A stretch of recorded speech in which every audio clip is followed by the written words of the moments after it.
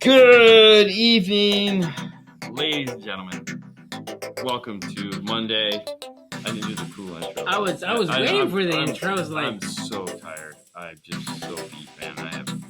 I thought about it as soon as I hit go. I was like, I missed the intro. It happens. Well, anyways, welcome to the Monday night show. We're here. We're gonna do some stuff. We do have a nice little slideshow of our trip. Some of the high points that we're gonna try. I don't know how, but camera out and whack. Like that? Yeah. Oh. That doesn't make sense. Earthquake. It totally makes sense. It's just the waves, it's moving. Yeah. Anyways, welcome to the show. It's Monday. We're gonna do. I already said all that. Okay, so Mondays we do this cool thing on Facebook where we talk about the 12-volt and clean wire club. It's brought to you by the fine folks at Kenwood. You can find them at kenwoodusa.com. This past weekend, we were out with their partner, sister, whatever, company, JVC. We're going to talk about some of the cool things we learned about the new format.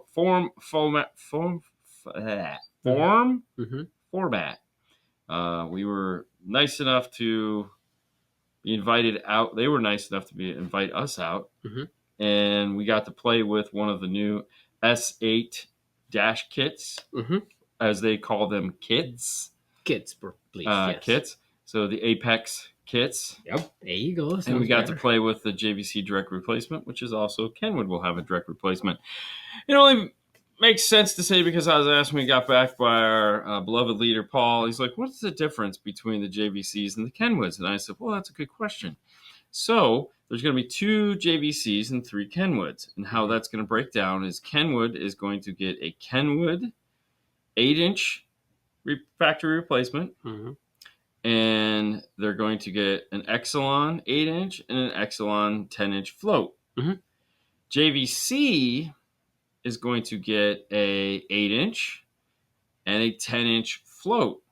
Now, for those of you that like to hammer a penny and get the most out of it, what that basically means is that there will not be a Kenwood, JR Kenwood 10-inch float screen.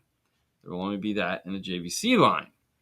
So if you're looking for that 10-inch float screen to go into one of those Apex kits, and you're trying to, you're like, I don't need Toslink, and I like, touching the screen and all that fun stuff, then you'd be interested in saving up for that guy, because that's it. So those are the differences. And with that, we are going to hop over to Facebook. Yep. Where we are going to check out the 12-volt Clean Wire Club's photo of the week. And we got this guy here that's got a bunch of Moscone stuff. I so want to rotate the picture on this so that it's facing the right direction. Yeah, but that doesn't make sense. I know, but I want to. Yeah. But so the one nice thing is everything is upside down. So as long as everything is upside down, it's the right side up, right? Yeah, because it's in was I don't know. Somebody could probably pronounce that backwards, but no, it looks good. It's nice and clean. I get why he went with the upside down look. Yeah. I don't know if I would have done it, but okay. Yeah, no, looks good. Yeah. Looks good. Nice and clean. Mr. Rick did a wonderful job, so thank you, Kenwood, for sponsoring that. Yeah. Fantastic. Yeah, you already said it. I don't need to. Let's shut that off. And should we wait till we're later in the segment to do that? Take a little break. Yeah, a little bit. Let's just go with the regular. Happy Monday. Yeah. What's up? Good morning, guys from Sydney, Australia. What's happening? Right. What's happening, dude? Hello, gentlemen. What is up? What up? Good afternoon. Good afternoon, Brad. So. The Christmas special on Apple TV with the musical. Good Afternoon, the song Good Afternoon, where Good Afternoon was an insult. So Will Ferrell was like, can't say good afternoon, and they sing a whole song where it's good afternoon. What? Good afternoon to you. It was pretty funny. Hey guys. What up? What's up? Frank. Hey. Hank says, "Hey folks, we got some of your dirt here on our cars." Hey Texas folks, there we go. How's everybody? Hello, what's From up? Vegas. How's it, everybody? It's fantastic. It's fantastic. All right, you keep doing that. I'm gonna do this because this is important. This first segment of the show, what we like to just call the opening, is brought to you by the fine folks at Audio Control. I got a picture while we were sitting in the airport from our good friend Sean, and it was of this new box he built for an F-150 that had 3 downfiring subwoofers in it. And behind the seat, he sent me a picture of the amp rack, and one of the amp rack was the Altitude 1100.5, and he had said, "I love these amplifiers so much. These are my new favorite amps." And I was like, very good. So if you have yet to experience the Altitude amplifiers and all the possibilities that you can create with them, make sure to head over to audiocontrol.com and check them out. One of the unique features of these is they have a, what do they call it? Please apologize. I'm apologizing right now because they're, again, firing on like 4 of the 5 cylinders I have, maybe 2 of the 5 cylinders I have. Yeah. But they have you can hook up a switch, which will automatically attenuate the amplifier. So if you take your car in for service, or you take it to get parked, or you let your kids borrow it, you flick the switch, it attenuates the amplifier down so they can't blow your speakers. That's fantastic. Let's just go with that, what it is, instead of trying to figure out cool words. Hey, what's up, Danny? Boys are back in town. Hello, Jets from sunny Chicago. Man, it was so cold, wet, and rainy this weekend. Crazy. Mondays suck. I mean, our week hasn't stopped yet, but I'm going to agree with you. I'm not the biggest fan of Mondays. And Tuesday's really not high on my list either. No. Wednesdays are kind of. By Thursday, I'm good. Buenas tardes. Ooh, it's Ricardo. And I knew that. Show me your car stereo display. Show me mine, and I'll show you yours. That's the one thing we forgot to take pictures of this weekend because. Oh. Did you get a picture of the radio in the dash? No. Exactly. Because we were full on hardcore. We'll get to that in a minute. Let's keep going. Let's keep going. Hey, while we're doing it, what's up? Good evening, Jets. While this is happening, if you have questions, and some of you have already put them in, I appreciate it. They will not be missed. But yes, if you have questions, please get those questions in so that we can answer them. We love doing that. You might not get the best answer tonight because, we just hopped off an airplane. And I'm not saying we got a lot of sleep last night. I mean, we got a decent amount of sleep last night, but not anything to write home about. How's your Monday going? Monday went fine. We sat on the top. So the plane was delayed because we had no pilot. So first thing that delayed is we had no plane.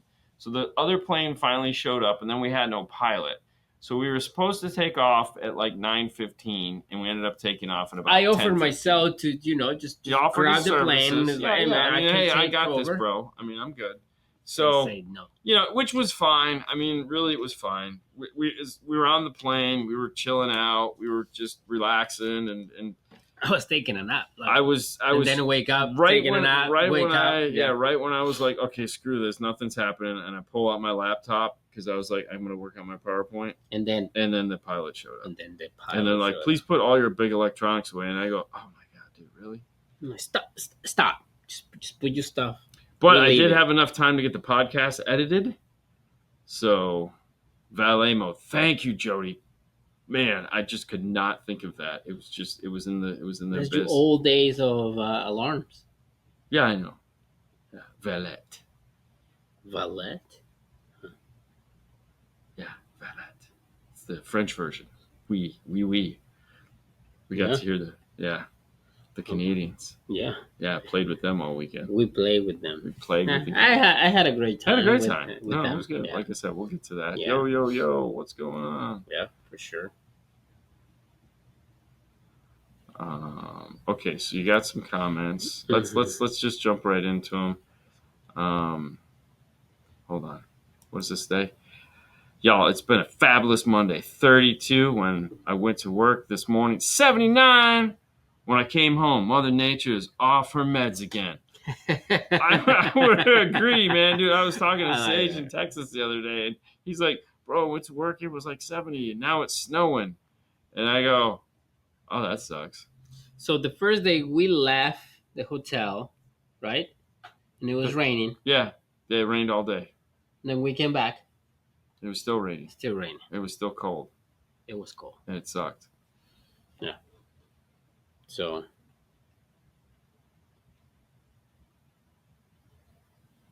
Oh. Okay. Yeah. I don't have Facebook. If you have Instagram, that works too.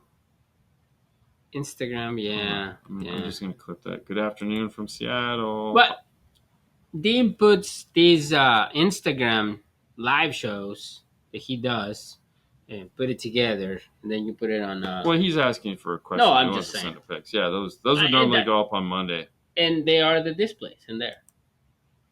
Are they? What displays? The displays, the radio displays. I think they want to. Do they want to see the radio displays, or they want to see the actual, like, the radio from the truck? Either way, let's jump into some questions. Right. My brain is starting to drift way too far. I have a 2010 Tundra with JBL. Okay, let's do the words flipped in my head. No nav or backup camera, only steering wheel controls. I'm running all new wires to doors. I don't know why. Not using dash speakers. Everything JBL gone. What harness do I need? Well, you just need the harness for behind the radio. So I used to memorize the harnesses. I no longer memorize the harnesses because that's a lot of work. So I'm going to do this. I'm going to hide this. And if you type in any one of these places, top three, probably I would check PAC and Metro. If you have steering wheel controls, Maestro also. Yeah, so any one of these top three here, so PAC-Audio, metro-idlink.com, or metroonline.com. One of these will have the answer for you as far as what parts you need. So that would be where we would look, and that would be where you will look. So, all right, let's go to there. Let's go here. What is your favorite 8-inch sub? Have you had good luck with the Spike series? I'm using a fabric-covered wood enclosure with 0.4 cubic interior space and an ACM 300.1. Actually, funny enough, that's the exact system that Fernando had in his G35. I don't remember what the airspace was, but it was ported. It was. We did do a review of it. Yeah. And it was the same amplifier. Yeah, that's what I'm saying. The exact same system. Same speaker. Yeah, same subwoofer. It was fantastic. Okay. So yeah. But we did have a ported box. So we did not do sealed because, we didn't do sealed. All right. Okay. Sludos. Alpine Halo 9 versus the Sony 9500 ES. 2022 Tacoma. If those are my two choices, I'm going Sony 9500 ES. Sony. I agree. Okay. Are you unstarring them once you get it? Yeah. Okay, it's just not showing up. Okay, next one. I don't know. I know. Next one. Okay, who cares? Is it okay for RCA cables with metal jackets to touch each other? With a metal? So, like the what? Yes, because that's the ground. And the ground should be the same all across the board. So, technically, yes. I don't see why I wouldn't. However, if you're concerned, which you shouldn't be, like, they can touch. If you want to, though, and you're like, I don't want them to touch, like, I don't, like if you're talking about behind the radio where you plug them in and, like, now they're going in the dash and they're all going to touch, that's fine. It's fine. It's not going to give you noise. It's not going to do anything bad. It's no big deal. It's been doing that for a million years. So, yeah, you're all good. Yeah? Yeah, fantastic even. Even, you say? Yeah. Okay. All right, what do you got? DNF. Can you do a quick tutorial on setting presets on Arc DNA? Probably easy, but I'm lacking. Need to do a lot of A/B testing. So we do have a video up on DNF car stereo clips on A/B testing, I believe, because I know we did a DSP quick tips with that. I'm going to tell you what, this would be a great thing for us to do Saturday. And I only say that because I am really tired and I don't know if I could work my way through this right now. I am fighting like one of the biggest headaches because I'm hungry and I'm tired. But GS, I would love to do this on Saturday. So If we can save it, I know you want to do it now. If we can save it for then, though, I'll be more than happy to do it then. Evening from Athens. Am I late? You're just in time. Only 16 minutes in. So we got plenty of time there. Plenty time. Plenty of time. Can you please explain the function of car stereo equalizer settings? How to set them the right way? And thank you for all of your knowledge. So, an EQ in general is to do one thing: shape the sound. Okay? So, when you're, and there's again, this is going to be a tough one because, anyways, I think I covered that. But no, an EQ is designed to shape the sound. So when you're playing your radio, and in a perfect world, which it's not, everything would just be the same level. But it's not. It's usually skewed, and it does like this. And so you're playing music, and the car, the room, the recording all has colored the music. It's all made it sound, the engineer is trying to make it sound the way he feels the artist wants it or he wants it. The car is changing that because of where the speakers are mounted or what the car's interior is made out of. And then there's distance. How far are you away from it? So, and sometimes what we need to do is make it sound more like either the engineer wanted it to sound or more like we like. So the equalizer allows us to go in there and customize it so that it's more pleasing to our particular listening preference. So on the left side of the EQ, sorry, don't know my right from left right now. Left side of the EQ is your low frequencies, bass, mid bass. And then on your right side is your treble. So all the tick, tick, tick. And in the middle is the mid-range, obviously. So when you're to break it into three parts, which is your common three-way system, you have your tweeter, which is from 3,200 up usually. You have your mid-range, which is 80 to 3,200. Then you have your subwoofer, which is 80 down. So when you're looking at the bands, that will kind of tell you, all right, do I need more bass? Well, if I have a subwoofer, the frequencies that are below 80 will definitely impact the subwoofer. But keep in mind, it is not a single frequency linearity. So when you bring this up, it doesn't just bring up, let's say, 80 hertz. There's a slope to it. That's called the Q. And depending on what type of EQ you're using, whether graphic or parametric, graphic is going to have a fixed Q, parametric is going to have an adjustable Q. So when you lift up that frequency, it's more like a pyramid or a triangle, where it's going to bring up frequencies to the left and right of it. So when you turn up 80 hertz, you're also turning up an equal amount of frequencies to the left and right of it. So 70, 60, 50, and then on the other side, 90, 100, 110. And then when you bring them down, it does the same thing. It brings down those frequencies. So in a typical car stereo, an aftermarket, there's usually a 13 band, 10 band EQ. And in a car, there's usually just 3 bands, bass, mid, and treble. So the car is going to have a wider type of EQ, meaning the Q is going to be wider. So when you lift that up, it brings up a lot of frequencies with it and boosts a whole bunch of mid-range. And so they sculpt that a little bit because they only give you the 3 adjustments, whereas 13, you have way more adjustments to play with. Now, when you turn it up, it's a volume. So anytime you turn up volume, you can destroy something, like blow a speaker or something like that. So in the DSP world, we typically tell people to EQ down, meaning find out what the highest frequency is and move, and start moving them down. Don't bring the lowest frequency up to the highest frequency. Bring the highest frequency down to the lowest frequency, or somewhere there in between. I like to think of plus or minus 3 dB up or down, or plus 3 dB up is usually an okay area to be in. But I always just leave everything at 0. I try not to go up on anything unless I need to. But if I am, I'm going to go up 3 dB. Now, in your deck, your car stereo, that EQ is a global EQ. So that EQ affects all the sound that is coming out of the radio. Whereas like in a DSP, you can set it up to where it only affects one individual speaker. So you can really fine tune the equalization using a digital sound processor, whereas you can't with the other. I don't know if that answered your question. but I hope it did. And let's move on. All right. That gave you plenty of time to organize? Okay, Yes. you're welcome. Thank you so Good much. job. Thank you.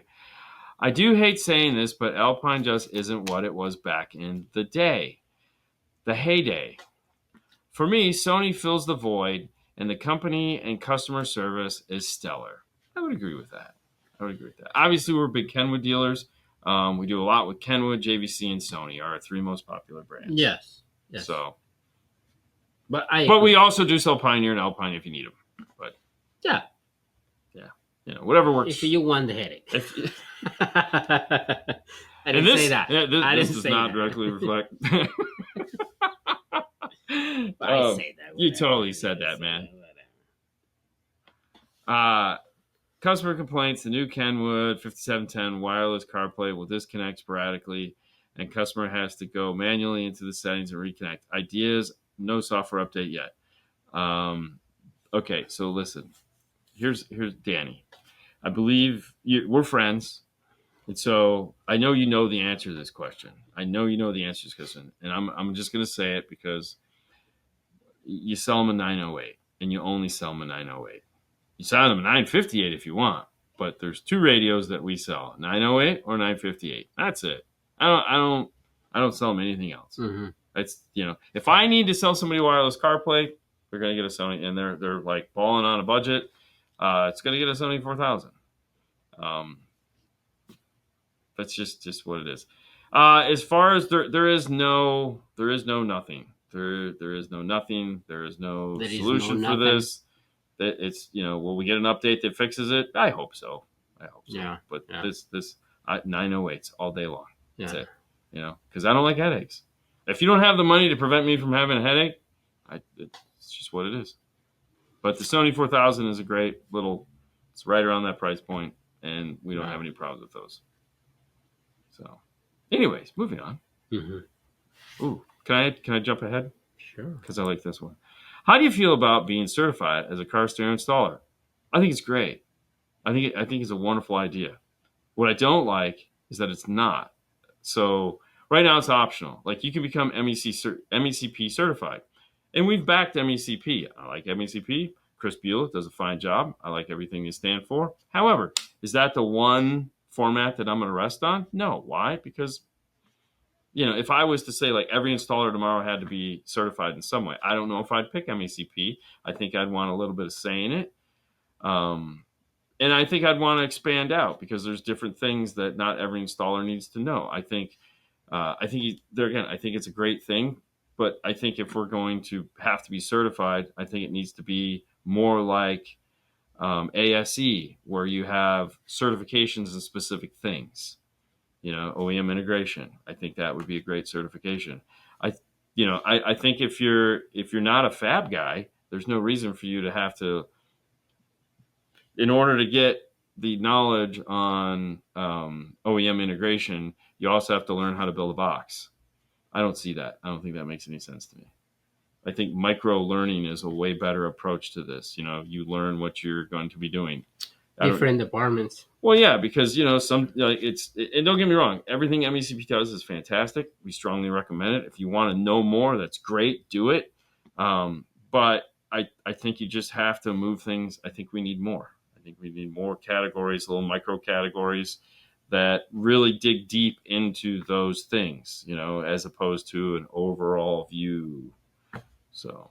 Yeah, but I feel the MECP is kind of in general. Well, it teaches you everything. That's what I'm saying. And there again, big companies like, right. For example, if you want to work for Best Buy or things like that, that's great. I'm not knocking MECP. They are like, I would love it if MECP stayed the way it is, but they said, hey, you know what? Here's a certification on OEM integration. It's a smaller category. Mm-hmm. And it's drilled in. I'm not saying take the information they have; they can add more because there again, you're limited. Yeah. But now take everything from all three books, put it into one micro learning session, and you get that. You learn OEM integration. Okay, boom, done. I have that. I paid $50 for it, $25 for it, whatever it is. Okay, so you as a, for example, like an owner of a place, and I came out with a certification that says only OEM integration. That's it.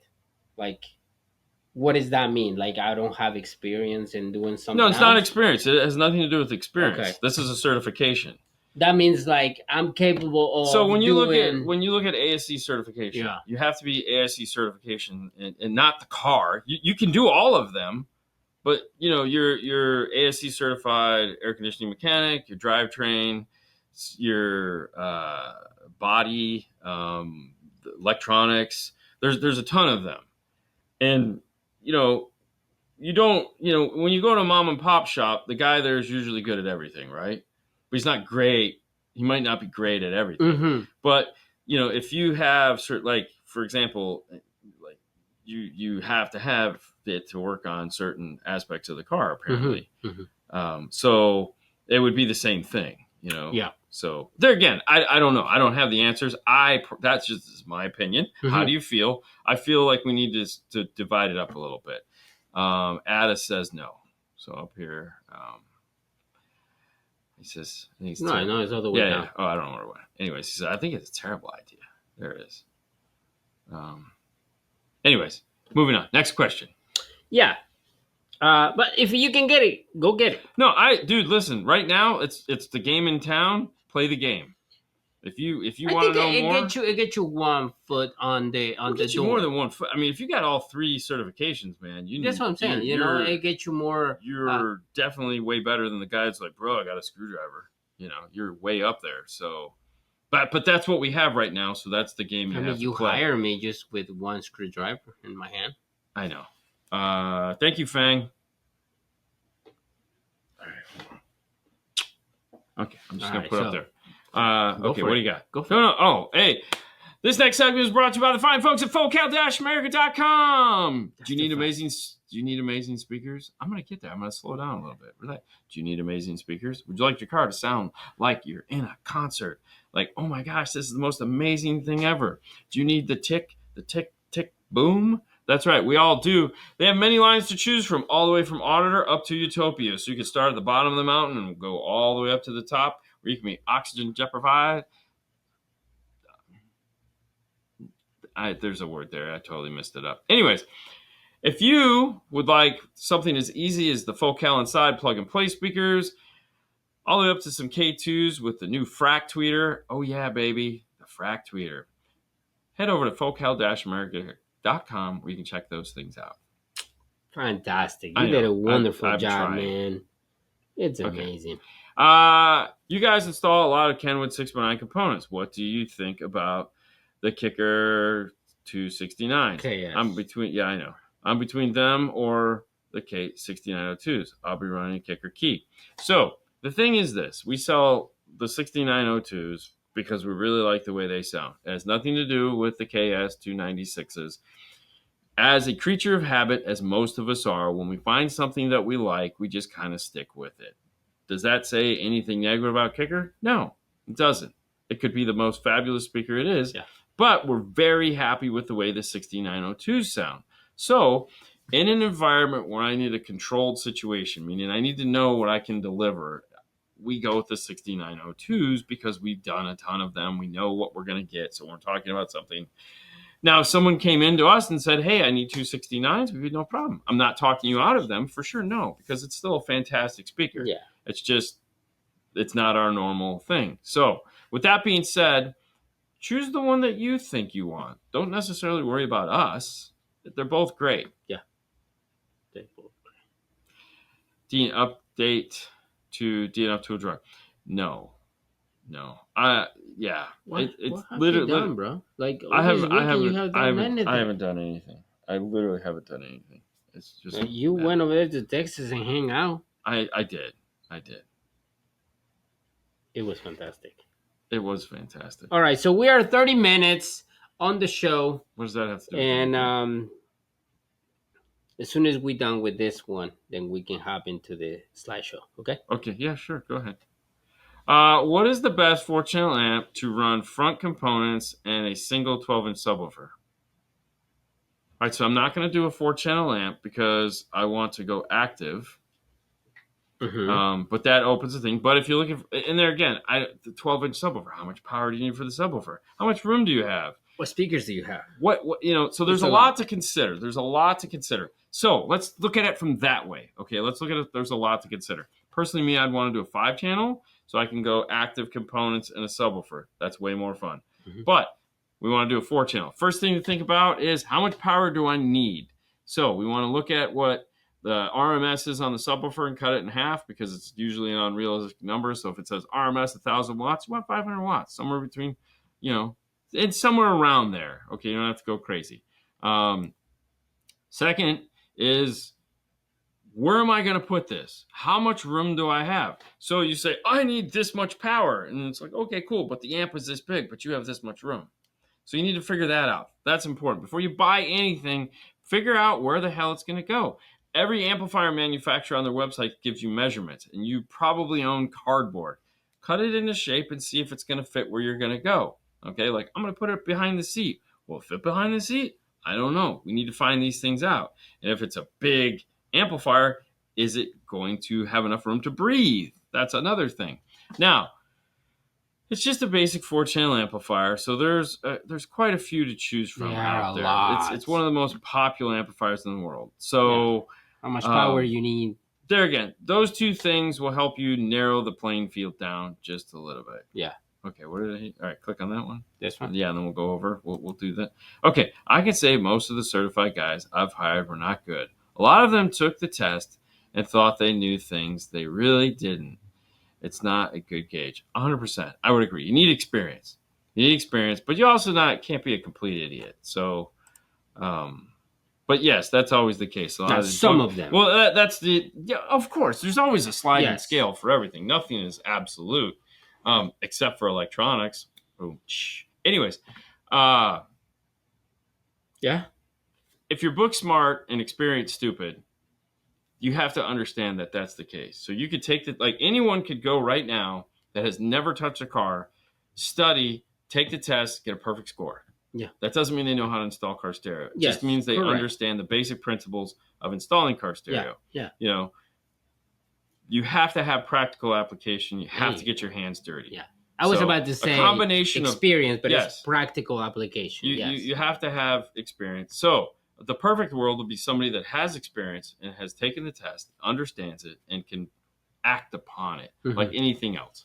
Now, we just spent this beautiful weekend out in Dallas getting rained on and freezing our butts off, training the guys from the EDA. The EDA is a group of distributors all over the country, and we brought 80 of them. Was it 80? 80 or 60? It was a lot. We brought them all out JVC brought them all out to Dallas for a day and a half training that was exceptional, all on the new direct replacement radios, so the S8 and the float mount using the Apex kits. We had the honor of working on a 2016 Chevy Silverado, putting the 8-inch the 8-inch S8, because it's 8-inch direct screen replacement.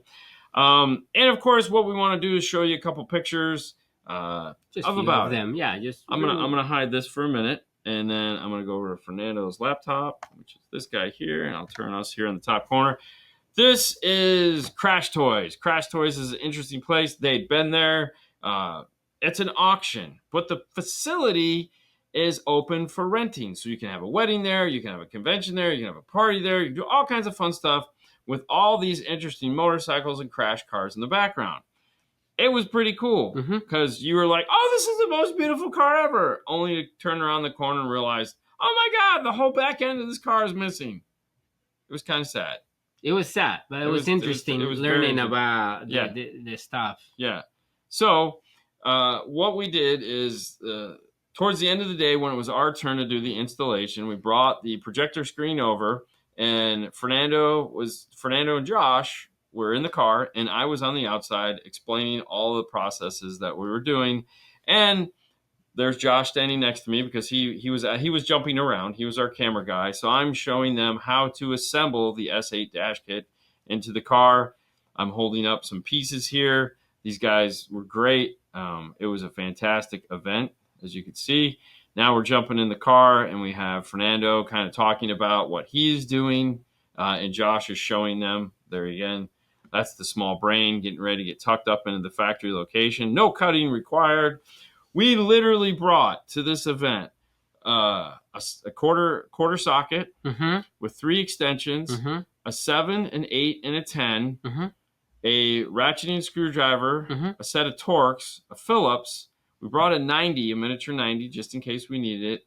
A plastic panel tool that we didn't use because there was one in the box, and a metal pry tool. But there again, we didn't use because there was one in the box. Not a metal tool. There was just a pry tool that was really nice in the box that iData gives you. That was it. That was all we brought for tools. One of the guys brought a drill for us, and we ended up not using it because we were like, let's just use our hand tools. So we managed to get this all put in with a very minimal amount of tools. Yeah, it was fantastic. Really cool. Yeah. Yeah. Yep. That's a redo. Yep. Yeah. Yep. Keep going. That's me talking to somebody about something. Our good friend here on the right, Jeremy, is back at our DAO. Of course, we have Josh, myself, and Fernando. It was good to see him. We haven't seen him in years, so it was nice catching up. He lives here in Florida, but he lives in a different part of Florida, so we never get to see him. Yeah. Plus, he was always traveling. But at this point, everything was done. The whole this is the end of the night, so we're like all happy. Yay! Yeah, exactly. This was the group that was still there. This was late at night before we all wrapped up. Some of the people had left. Some of the people hadn't because there was an open bar, so that's always cool. Yeah. So we got somebody to take a picture for us. This was really cool. It was a great time. This is a picture of the breakfast. This was not a good breakfast.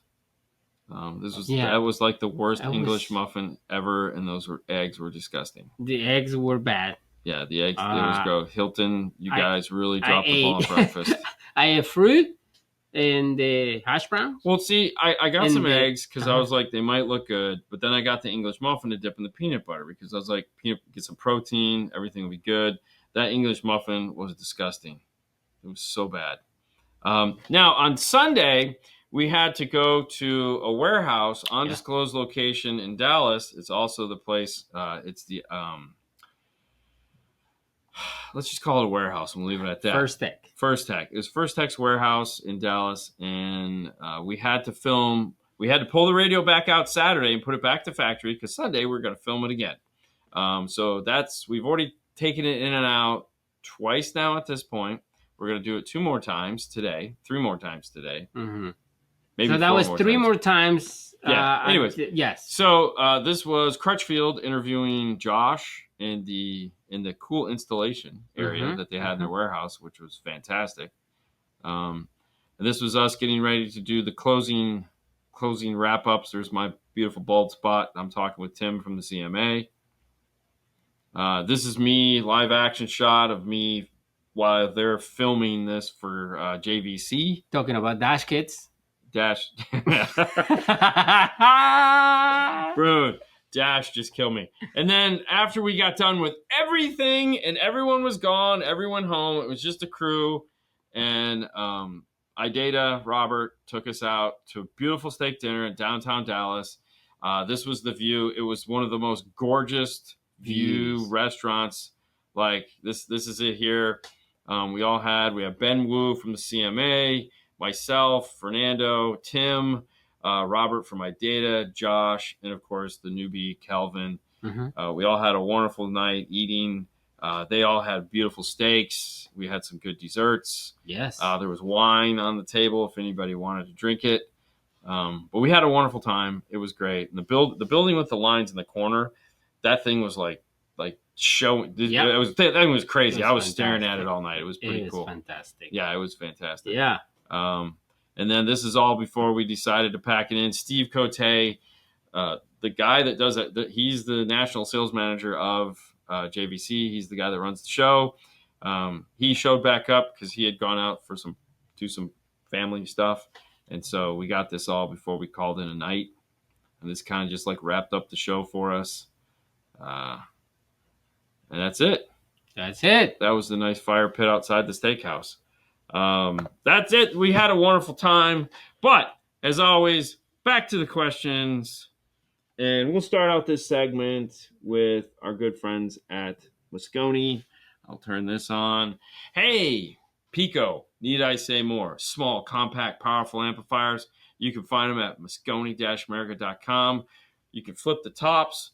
They have SB compatibility for you guys that know what it is. It's in the amplifier. Small, powerful DSP amps along with a 1,000-watt monoblock that just launched. 4x10, 8x10, 6x10. That's the DSP factor built inside. Check them out at moscone-america.com. Brand new design. Me and Steve Cote used to work for the same place back in 1988. Dude, that guy's got stories, bro. Yes. That guy has stories. Really good. Really good stories. All right, so I'm going to grab Brad. Thank you for the 10, my friend. Please explain levels of Morel components. Ultimo versus Virtuose versus Hybrid, etc. Is it sound quality or output, or also on three-way set? Would mid sound good in the dash facing up, or are pillars the way to go? Okay, so we're going to kind of take this in reverse order. A lot of this is subjective, okay? So when you look at the OEM, typically the tweeters are on the side, the mid-range are hopefully up towards the front of the dash firing up, and the mid-bass is in the bottom of the door. I still like the way that sounds because that puts the main vocal the farthest forward and makes everything kind of work for me. And the tweeters, which are very directional, are close to me, but not to the point to where they're just going to destroy everything. So depending on the quality of speaker you have, and of course the DSP you're using with its ability to do magic, I like that personal scenario. Now, a lot of people, because they don't have that upfront position all the way to the front of the car where you want to put the mid-range, or where I like to put the mid-range, we'll put them in the A pillar because that's the next best thing, right? Depends what now with the mid-range and the A pillar, it depends on what you're trying to get out of it. So, for example, if we talk to our good friend Brian Mitchell, he will tell you that they need to be tapered in more if you're going for that, I want to compete world. However, if you're just going to I just want to enjoy my car and be able to see, out of my window, then of course they're going to be what you see most of the time, which is they, try to tuck them in and whatnot. I'm not a big fan of A pillars in general because most people don't do a good job of not making them look like this big ugly A pillar. So if I can avoid it at all costs, I try to, but in some cases you have to. Now, do I do a two-way set, two-way set, or a three-way set? That usually comes down to location possibilities. If you have room for a three-way set would be better, but it's not the end of the world if you don't get it. There again, our good friend Brian Mitchell was always into three-ways until he got his Chevy truck and realized, crap, I only have room for a two-way, put a two-way in it, worked his magic on it, and was like, this is amazing. I go, I was trying to tell you that. You just don't listen to me. He goes, oh, be quiet. Anyways, location, opportunity are real important when you decide between a three-way. The other thing, too, is size. Now, back to the relevance of Focal. If you head over to focalhifi.com, they will list them in order of quality. Morel. What did I say? Focal. I said Focal? Yeah. Oh, sorry. Dude, that was a Freudian slip. Anyways, if you go to morelhifi.com, they will list them in order of levels. Basically, what you have is Virtuose is the split point, okay? So if here's where we're at. So you have resolution, reference, performance, and integration. Okay, those are the levels. And when you go to resolution, of course, is the highest end you can get. Left column shopping in this case instead of right column shopping. But Virtuose is the split point. Virtuose up are all made in Israel, and Virtuose and everything below Virtuose is designed by Morel, like everything else, but made somewhere else, and they're made in various places around the world. With the patent, what the luscious thing is the Morel tweeter. The Morel tweeter is they sell that to everybody. A lot of home audio companies buy it because it's just fantastic. Okay, so thank you. Thank you. Now, every time you go up, you get a benefit. Is it louder? Not necessarily. Is it higher power handling? Definitely. The motor structure will typically change. The voice coil will typically change. When that happens, it just changes the resolution of the speaker. So, for example, you look at a Sensus that has a smaller voice coil compared to an Elate that has the biggest voice coil they make for a mid-range. That gives it way more control, higher power handling, and the resolution on it is much better. Go up to the Ultimo, it's even more exciting. So every time you go up, you do get a benefit. At some point, though, you have to decide where you're at. Okay, every speaker manufacturer makes a good, better, best, bester, bestest, best of all. Oh my gosh, and geez, really? So you have to decide where you fall on that scale. But if you're looking for the best in Morel, Virtus and up is the easiest to think about. Now, the oddball in this, of course, is the Virtus Carbon Nano, which is the pancake speaker that's like you see in all the cake panels and stuff like that. That's on its own. That's a one-off, meaning that's like that does a special thing. So if you need that special thing, it's a fantastic speaker. It sounds amazing. But if you don't, then just Virtus, Sensus, Hybrid, Elate, Ultimo. Boom. Okay, are capacitors even necessary anymore? No. I don't even think they were necessary back in the day, to be honest with you. I think people just bought them because they look cool. They look cool? Yeah, honestly, I think people bought them because they were like, it's got a voltmeter, it's got blinky lights. I like it. Okay, cool. Why is CCA power wire still allowed to be sold? Is there an instance where it doesn't corrode and tarnish? No, not at all. It's always going to corrode and tarnish.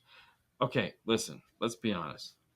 We're not stupid. We're all not stupid. We're all pretty educated. I mean, at least we went. Hopefully, we all went through 12th grade. Some of us went on to college. Some of us didn't. I understand, but there's a reason why things exist, and it's for one thing. They want to make money. No, it's not. They want to make money. It's money. Well, they do want to make money, but money. It is money. Money. Take away all of it. It's money. It's nothing else but money. Companies want to make money, and they know people are cheap. Okay? There's always that cheap guy out there that no matter what you say, he's going to buy it because he doesn't know. He doesn't know or he doesn't care. Or he's just, I'm not spending that kind of money on that. We've all met them. We've all seen them. Okay? They're the guys making coffee at home instead of going to Starbucks. Now, I say that, but most people that make coffee at home are frugal.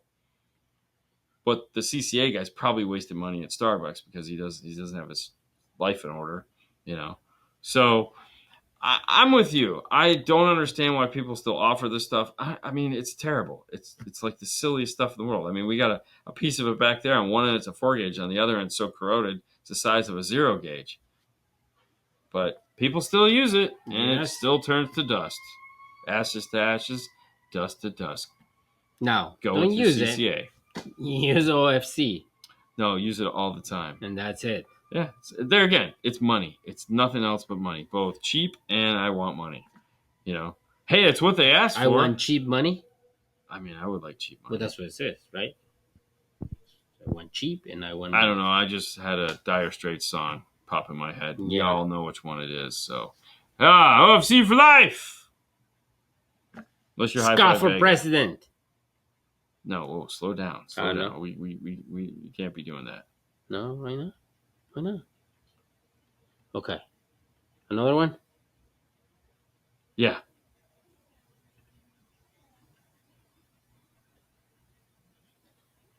All right. Hello, Dean and Fernando. Hi. About a Kenwood Exelon X803.5 and the audio control epicenter micro. Do I need to put 1 amp fuse to the epicenter, or can I just top off directly from the amplifier with no fuse? Okay. So the answer to this question is yes, you should put a 1 amp fuse in there. Yes. You totally should do that. But you can tap that 1 amp fuse directly off of, so you can do what you're talking about, just do it with a 1 amp fuse in there. Mm-hmm. Okay, that's it. That's all. Is a 1 amp fuse going to do anything for you? Probably not. I mean, if that amp goes crazy, it's going to take the epicenter with it. So I'm not losing any sleep here, but yeah, technically you should. What was the worst speaker you had installed in the beginning of your career? Peerless. What? Peerless, little Peerless tweeters, little shitty tweeters that just were, it's like a 1-inch tweeter that was this big around because we didn't have Neo back then. Uh-huh. It's, And what was they the bad sucked. thing about it? It's mounting them. Like, Oh, there's no okay. place to mount. Like, you have to cut a softball in the door to put one of these things in. It was ridiculous. I mean, now they're called loudspeakers, and you still have to do the same thing. But now I have a choice, and I just go, I'm not doing that. Back then, though, we didn't, because there was no such thing. It was just like, put a set of tweeters in. And you're like, yeah. So, like, the original speakers that I started putting in back in the 80s and 90s are very similar to the loudspeakers now. Okay, form factor wise, Yeah. it's the same form factor. Just Those have making never holes. not existed. You still, I mean, you have big magnet speakers and rigid. It's just now they actually did mid bass back then. They don't now. Now everything's just a loudspeaker. It's a big tweeter mid range thing. So yay. But yeah, I hated that. Yeah. Yeah, it was so nice to actually have manufacturers come out with speakers that fit in cars. I I get to do a system at a 2023 Challenger Super Stock this week. Very nice. Sony ES 3-way, VXI 8-channel, and an AR2 with a custom enclosure. Might see the pics on the clean wire next week. I hope so. Very nice. Yes. That'd be fantastic. Make sure they are good. Sounds like Rockford of the 80s. You're right, Lance. Sounds like Rockford of the 80s. Orion of the 80s, Lanzar of the 80s, Hyphonics of the 80s. Oh, wait, it sounds like everybody in the 80s, man. Come on. They were all the same crap. Just big stuff that didn't fit in anything. All you want the to know same really crap. You know JBL. So JBL had their GT line of speakers back then. Okay. The TO6 tweeter. The TO6 tweeter. You forgot the model numbers of speakers. No, I do, but this one was like this. The JBL TO6 tweeter was this amazing piece of science. That had this, the dome had all these ridges on it, okay, like an artistic drawing and whatnot. But it was built that way for sound dispersion. Okay, it helped with the tweet. And these things were so freaking loud because they were titanium, and it was awesome. But the cool thing is you bought it in a component set, so it came in a box with a tweeter and a mid range. Okay. And when we started selling those, it was game over, bro. Because everybody? That was it. We started selling those, and it was like, everyone's getting this because I'm tired of having the things actually fit in cars. Oh, wow. Okay. So then it was like everyone. I was like, oh crap! Everyone upped their game, except for the American companies, who of course couldn't figure that crap out. But oh well, Rockford and Kicker did, but that's the other guys that aren't in business anymore couldn't figure that out. Let me just say that. I have a Cadillac CTX. Yeah. XTS. What is the best way to install my audio control D5 and a Kicker 1800 watt? Should I bypass the Bose factory amp or get an adapter to do this? So earlier in the show, we posted this guy here. I'm going to post it again. I'm going to hide your comment so you can see it. Take a screenshot right here. Those top 3 companies, top 4 companies, top 5 companies all make interfaces to do specific things. Some of those are to integrate into factory audio systems. And if there's an interface to be made, they would have it. I would strongly recommend doing an interface because if you have a factory Bose system, you probably have more channels in the Bose system than you do on an audio control D5 1300. And so if you're planning on doing like front and rear, that's going to be really hard with that amplifier because you need to be able to sum things, and that's not a summing amplifier. So really just depends on what you want to do with it. But I would see if there's an interface. That way you can have front, rear, and sub. Outside of that, you don't have enough channels, and it's going to sound weird. Hey, the next sponsor is our good friends at Arc Audio. They just came out with their new Moto 800 line of new Moto 800 amplifier, and of course bag lids for Harley Davidsons. Motorcycle weather is right around the corner, so if you haven't updated or you're worried about your motorcycle sounding good this summer, well, now's the time. Head over to arcaudio.com and check out all the new motorcycle accessories they have, along with speakers, amps, and subs, to make your bike sound incredible. You can find them at arcaudio.com. I know what I wanted to say, but it just didn't come out that way. Yeah. So, back in the day, my buddy had a 66 Mustang with a stock generator. and the system that didn't dim his headlights, they completely shut off. Yeah, I could see that. Yeah. Oh yeah, man. I mean, come on. It's a generator, bro. It wasn't even an alternator. Wow. It's like a Volkswagen. They'd have generators or stators or some crap like that. That was like, hey, this isn't gonna work. You're like, oh, sure, it'll be fine. No, it's not. No, because I mean, you got to figure all those amps back then were AB class, AB class. They drew tons. Do you ever see any of the single DIN graphic spectrum EQs with all the lights dancing on the music? So, like, you still have one, huh? so you can actually buy that display screen now off Amazon. So, like the old Alpine or the old Kenwood that had all the dancing lights, it's like a $25, $30 part on Amazon that you can buy. Just type in Spectrum Analyzer, single or double DIN Spectrum Analyzer. I bought one. It's sitting over here in a box. I don't know what I don't. Some point I'll do something with it. I have no idea what. But yeah, no, those are pretty cool. But the EQ versions of them that actually function, nah, those things are long since gone, and they sucked back then. So I wouldn't want to put one in now. But they sure look cool. I always tell the story of the SL 500 we did. Mm-hmm. Actually, that was so we did. Everyone would want one in SL 500 because the SL 500 used to have this little door on the top of the dash that go up and down, and they'd all want the Alpine EQ there. The problem was the Alpine EQ had tremendous amounts of engine noise, and so what we ended up finally doing is these guys don't know how to use them. They just want the Spectrum display, so we would end up installing them and never hooking them up. Because the guy that's driving the SL 500 doesn't care about that. He just wants dancing lights. So they just bought a display. They bought a display. Wow. Yep. All they had to do was catch that ball or run really fast. So that's what we did. And it was like, problem solved. The first set of Morels I installed, they were actually extant. Or the extants were actually Morels. Whoa. I think the extants were actually Morels. Either way, Morel had a lot of because Morel and Dine used to be joined at the hip. Yeah, they're very similar. Well, they were joined. They had a lot of commonality between the two. So who was first? No, it wasn't. It wasn't who was first. Is they shared a lot of technology back in the day. So, yeah, cool. Yeah, very good. Extant was made by Morel. Yeah, I was gonna say. I think Morel came first. Either way, Morel was made first. Yeah. So Morel is the chicken. They were definitely the chicken. No, they were the egg. They were first. How do you know? I don't care. I'm way too tired to care. I know. So, way too tired to care. All right, last question, guys. Is this the last question? Last question. Really? We have 1 hour, man. Noisy. We'll put it up. What the hell are you waiting on? Hi, guys. Did you dyno the kickers? Wow, really? Jerk.